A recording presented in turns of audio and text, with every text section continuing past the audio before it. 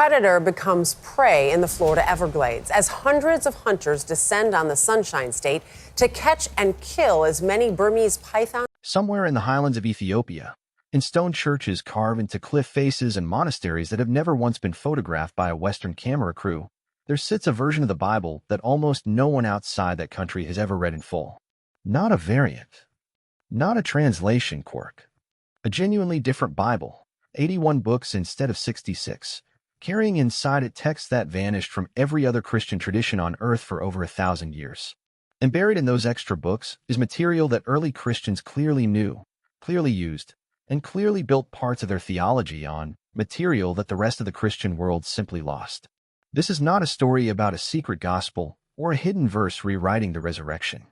Nothing like that exists, and anyone who tells you it does is selling something. What this actually is stranger and more interesting than a hoax.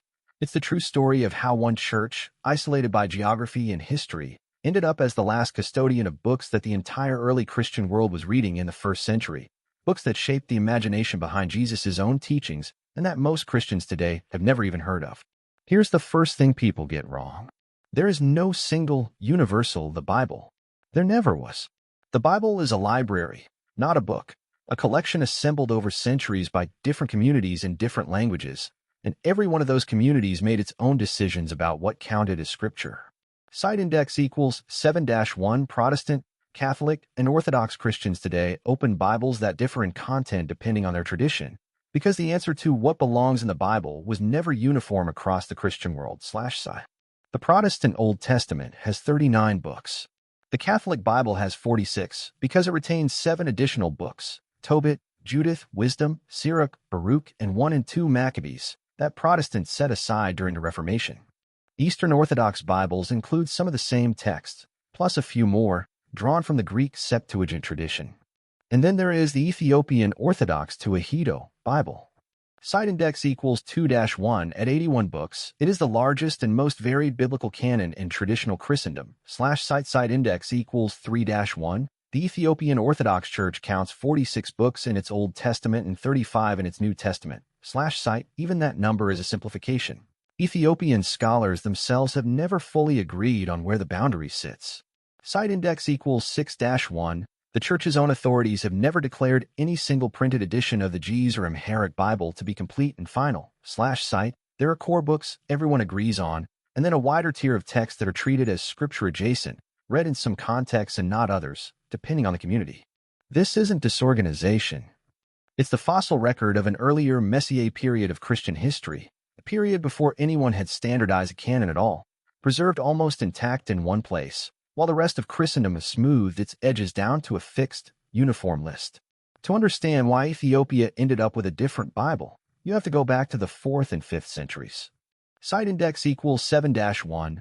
The Ethiopian Orthodox Tewahedo Church received its scripture in that period from the Alexandrian and Syrian Christian traditions, at a time when a wider range of texts was still actively circulating among Christian communities. Site, then would eventually survive in the West.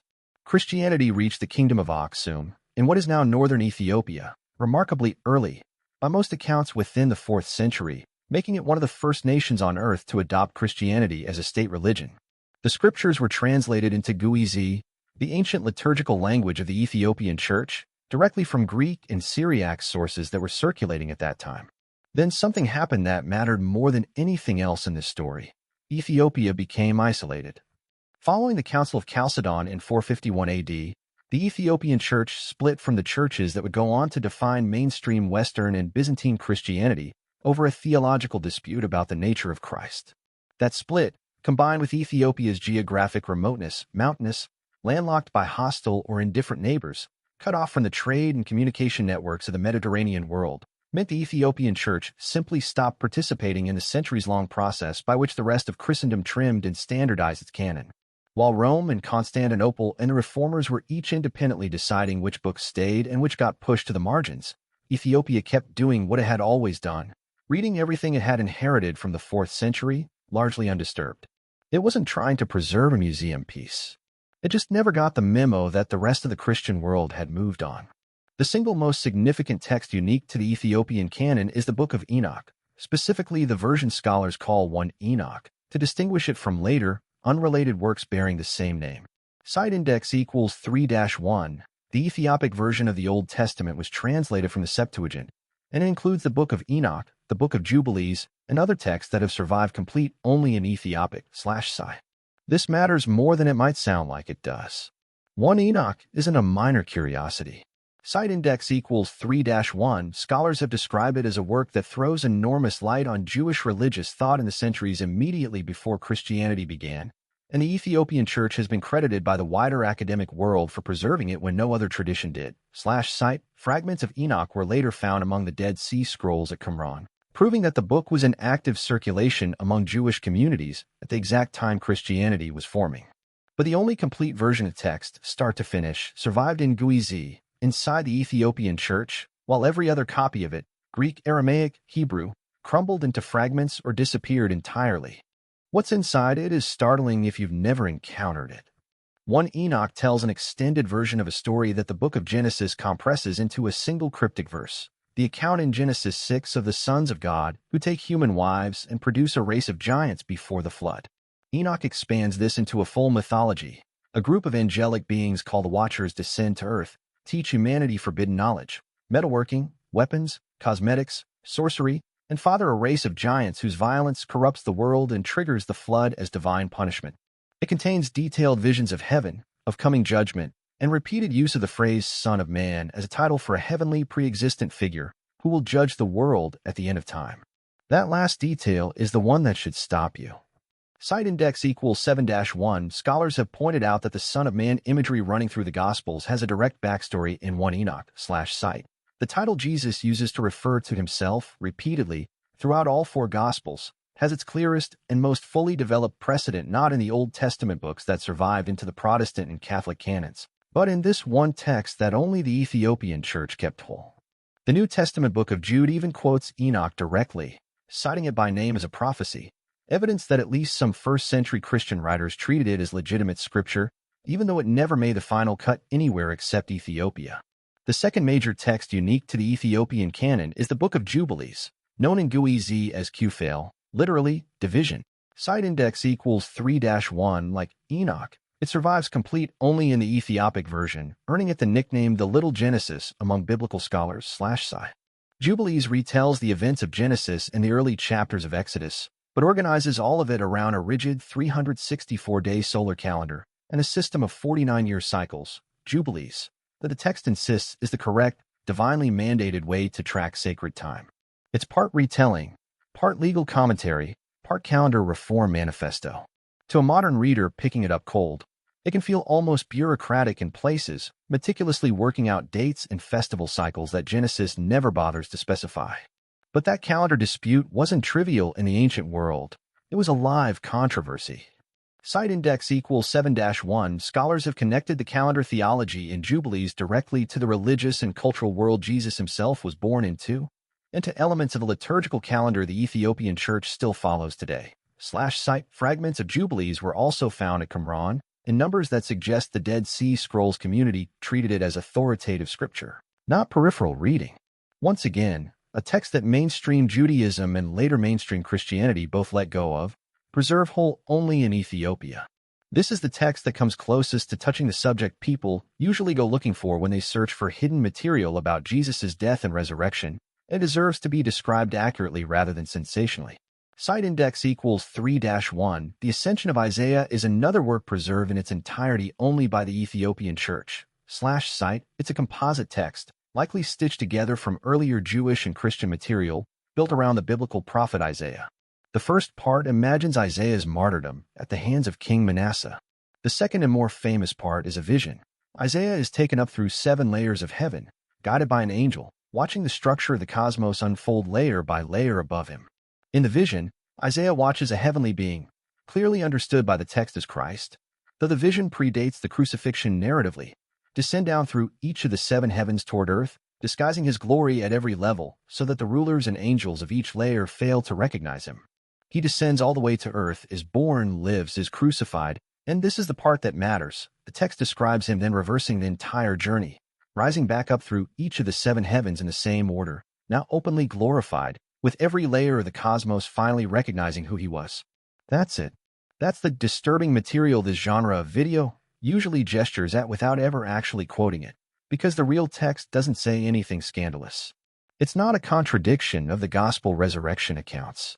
It's a cosmological elaboration on them, a vivid, symbolic vision of the resurrection and ascension understood as a journey back up through the architecture of heaven, written in the visionary, apocalyptic style that was common to Jewish and Christian writing of that era. It reads less like a secret revelation and more like a first-century attempt to answer a natural follow-up question. If Jesus rose and ascended, what did that journey through the heavens actually look like? Notably, even inside Ethiopia, the ascension of Isaiah occupies a lower tier of authority than Enoch or Jubilees. Site index equals 6-1. Contemporary scholarship on the Ethiopian canon has found that, whatever its status in earlier centuries, it is not currently treated as fully canonical scripture by the church today/sci. There's a fourth set of texts worth knowing about, mostly because their name causes so much confusion. The Ethiopian canon includes 3 books called 1, 2, and 3 Maccabean, often translated into English as Ethiopian Maccabees. Site index equals 2-1. Despite sharing a name with the books of Maccabees known in Catholic and Orthodox Bibles, these are completely different works with an unrelated storyline and cast of characters/site index equals 6-1, where the familiar Maccabees books tell the real 2nd century BC history of the Jewish revolt against Greek rule. The Ethiopian Maccabean texts instead describe a legendary king named Saratsatan and a hero named Maccabees, who leads a rebellion against him for the worship of the true God/site, a narrative that scholars generally treat as later Ethiopian religious literature rather than ancient history, unrelated in content to the Hasmonean revolt the name usually calls to mind. This is a useful example of how genuinely strange and specific the Ethiopian canon is. It isn't simply the normal Bible plus a few extra chapters. Some of its unique material is ancient and pre-Christian, like Enoch and Jubilees. Some of it is distinctly Ethiopian in origin, shaped by local legend and theology, like Maccabean. The canon is a layered document, built up over more than 1,000 years, and it resists being flattened into a simple story. Site index equals 6-1. The 2 primary ancient sources Ethiopian scholars point to for the shape of the canon are the Synodos, a collection of material attributed to the apostles and early church councils, and the Fetha Nagast, a legal code/site. Here's where it gets genuinely strange, even to specialists who've spent careers on this material. Site index equals 2-1. The Fetha Nagast explicitly states that the canon contains 81 books, but then only actually lists 73 of them/sci. Ethiopian scholars over the centuries have had to essentially reverse engineer which 8 books were meant to fill that gap, working from context and tradition rather than an unambiguous source list. That single discrepancy explains almost everything confusing about trying to pin down the Ethiopian Bible. Site index equals 8-1. There is no single English translation containing all 81 books in one volume. Some texts haven't been translated into English at all, and translations that circulate online claiming to be the complete 81-book Ethiopian Bible are frequently unreliable or outright fraudulent, missing books, mixing in texts that were never part of the canon, or riddled with errors from disreputable self-publishing/site. If you go looking for this material yourself, that's worth knowing before you trust anything you find. It would be easy to file all of this away as an obscure footnote, an interesting quirk of a church most people outside Ethiopia know almost nothing about. But that undersells what's actually going on here. Site index equals 7-1. Every canon that developed later in Christian history is, in a sense, nested inside what came before it. Each tradition kept some of what earlier Christians read and let go of the rest/site. The Ethiopian church simply stopped that winnowing process earlier than everyone else, and as a result it ended up holding onto material that demonstrably shaped the New Testament itself. Material the authors of the Gospels and Epistles were reading, quoting, and thinking with even. Though later church councils, centuries after the fact, decided it didn't belong in the final list. Enoch's vision of a heavenly Son of Man sitting in judgment. Jubilees calendar disputes, echoing directly into arguments Jesus' own contemporaries were having about how to properly observe Jewish law and festivals. The Book of Jude, sitting inside every Protestant, Catholic, and Orthodox Bible today, openly quoting Enoch as prophecy despite Enoch itself having been excluded from all 3 of those canons. None of this is a secret conspiracy. It's simply the visible seam where the early, fluid, uncertain period of Christian scripture formation got stitched shut differently in different places, and Ethiopia is the one place where you can still see what the seam looked like before it closed. Site index equals 7-1. The texts that seem strange to outsiders today generally seem strange for one simple reason. They were lost to most of the Christian world for a very long time, not because they were doctrinally dangerous, but because of the accidents of history, geography, and which manuscripts happened to survive in which languages, cite Ethiopia's isolation, which for centuries looked like a disadvantage, cut off from Mediterranean Christianity, overlooked by European scholarship. Rarely translated, rarely studied, turned out to be the very thing that kept an entire layer of the early Christian world intact, while the rest of Christendom simply forgot it had ever existed. So if you came across a video, a post, or a headline promising a newly uncovered passage in the Ethiopian Bible that rewrites or destabilizes the resurrection of Jesus, that specific claim doesn't hold up. Nothing new has been discovered. The Ethiopian canon isn't new, it isn't hidden, and it isn't secret. It's simply unfamiliar to people outside Ethiopia and the small circle of biblical scholars who specialize in it. The ascension of Isaiah, the text that comes closest to the subject, doesn't contradict the resurrection. It dramatizes and elaborates on it, in exactly the visionary style you'd expect from first-century apocalyptic literature. What is real, and arguably more interesting than any manufactured scandal, is this, an entire library of scripture that shaped early Christianity from the inside, text the Apostle Jude trusted enough to quote, text whose imagery Jesus himself may have drawn on when describing himself as the Son of Man, text that a Dead Sea Scrolls community treated as sacred alongside Genesis and Isaiah, survived nowhere on earth except inside one church, in one Highland kingdom, that history mostly left alone. Site index equals 7-1. Approximately 50 million Ethiopian Orthodox Christians read this material as part of their living tradition today, while it remains almost entirely unstudied within Western biblical scholarship/site, a genuine gap in what most of the Christian world knows about its own origins, sitting in plain sight, in a language most people never learn, in a canon most people have never heard has a name. That's not a manufactured mystery. That's just a true one, still waiting for more people to notice it.